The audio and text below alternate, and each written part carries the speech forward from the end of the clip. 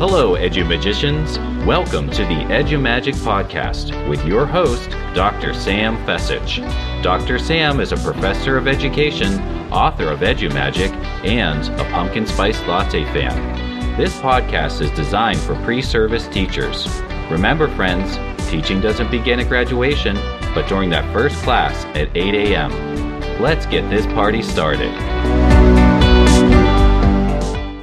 This podcast is a proud member of the Teach Better Podcast Network. Better today, better tomorrow, and the podcast to get you there. Explore more podcasts at www.teachbetterpodcastnetwork.com. Now let's get on to the episode. Hello, EduMagicians, and welcome back to another episode of the EduMagic Podcast. My name is Dr. Sam Fecich, and today I'm showing a new tech tool. Well, it's technically an older tech tool, but there's so many new revamps to it, it's going to be just like new. We are looking at Padlet today. And if you have looked at Padlet in the past, you may want to give it another look because there's some amazing new features it has with AI embedded. So let's jump right in. It's like a virtual bulletin board and post-it note board where you can put text, images, videos, GIFs, links, all sorts of things onto this virtual sticky note board. And I love using Padlet for intros, for classes, virtual or in person. Students can add their own sticky note. They can add a picture. They can add some text. They can make it fancy by color coding. There's some really nice ways to use Padlet. They can also reply, comment, and like a post or give it some stars. So I love that for community building. Padlet is also a fantastic way to show what students know. They can put a sticky note in there as an exit ticket or as give me a 3-point summary or a 6-word story as an entrance ticket. And Padlet, since Flip and Jamboard are going away, there's options in Padlet where you can import your content from Flip and you can import your content from Jamboard. So if you love those two tools, you're going to love that you can import that stuff right into Padlet seamlessly. So let's go ahead and jump in and see what Padlet has to offer. So if you're used to Padlet, you can go in, you can create your blank board with all your Post-its and things like that. There's also a sandbox example that they have where it's called a blank sandbox. And what you can do here is there are all kinds of little sticky notes. That's one's like Jeopardy, there's a debate, there's a Venn diagram, what's the word activity, number of the day, icebreakers, love it or hate it, reading reflections, all sorts of little things you can click on. And then it opens up a sandbox area for you to use with your students.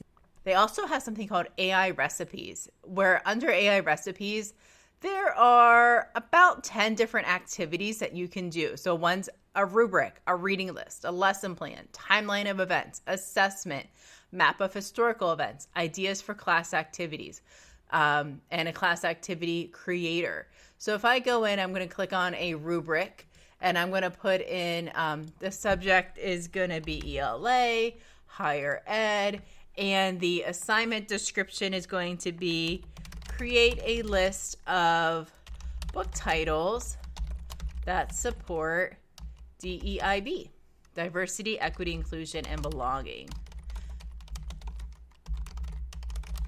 And we're going to give them a rating scale of 3, and we're going to also give it a title, book list. And let's see what it comes up with. Now, everybody needs think time, even AI. And I'm not saying to use this as is. This would be something that you'd want to look through, make sure it's measuring what you want to measure with your students, and you can edit and make it your own. And here we go. Padlet created a rubric, a book list for diversity, equity, inclusion, and belonging. And it has different themes that it's highlighted. And it talks about quality, relevance to higher ed, quality and credibility of the resources, variety of genres and formats. And then there's a rating scale from excellent to satisfactory to needs improvement with little descriptions underneath. Now I can go through, read it over, see if that's something I would like, or maybe change it up. Now, class activity creator is another really neat one. So I'm going to go ahead, I'm going to do math, and we're going to do our topic's going to be place value to the hundreds place. And we're going to do second grade, and we're going to get ideas. And there's a video contest, chart collaboration, real life number hunt. Oh, I like that. Interactive number polls, place values, story time, where students create a short story or comics that incorporate numbers in the hundreds place. I like the real life numbers hunt, where they go and they look for numbers around the school or on the classroom, and then they jot them down, and then they review them, like what places are the different numbers in. Timeline of events. This one is a really neat one. So I'm going to make this be artificial intelligence, and it's going to give me a timeline of generative AI. And we're going to do higher ed, not second grade, and click go. Go ahead and see what it's going to come up with. All right, so it came up with a timeline of AI from concept to revolution. It talks about the Turing test, ELIZA, generative networks, OpenAI, ChatGPT and Dolly, ChatGPT 4. So this is a good starting point. And that's what I wanted to share. Like, these are great starting points. These are not at all from point A to point B and you're done. These are good points to just start with, get those creative juices flowing, and use them as little idea kernels like we've talked about earlier. Padlet also has something called recipes, where they have things like a 3-2-1 summary, a resource board, feedback, slideshow, book reviews, FAQs. And these are things you can click on. And I clicked on the 3-2-1 summary. And this is something that students can do. They can, 3 things they learned, 2 things they want to know, and 1 question that they have. So that might be really neat for students to use, and it creates it for you immediately, and you can just share it out with your students. It has a nice little background, and students go ahead and click on the plus sign and add in their response.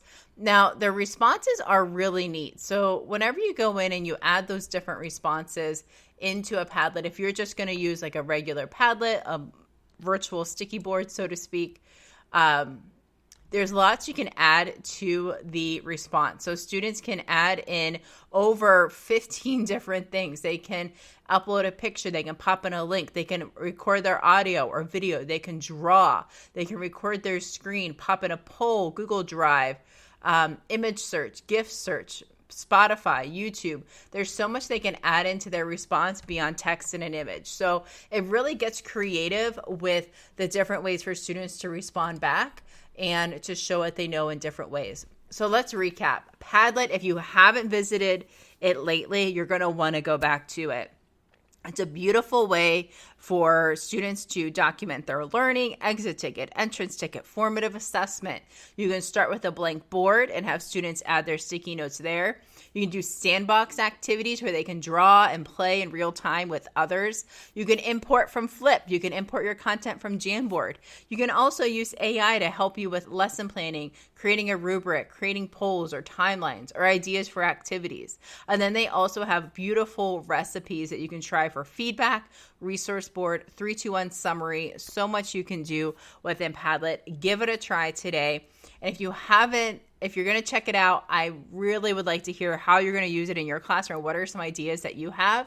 And please share it out over on social. Tag me at @sfecich. All right, friends, remember, you have the EduMagic within you. Bye for now.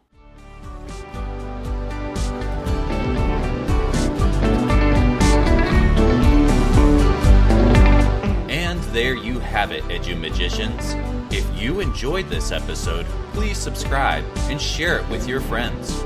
For more EduMagic, check out sfecich.com and follow Dr. Sam on Twitter and Instagram @sfecich. Until next time, you have the EduMagic within you.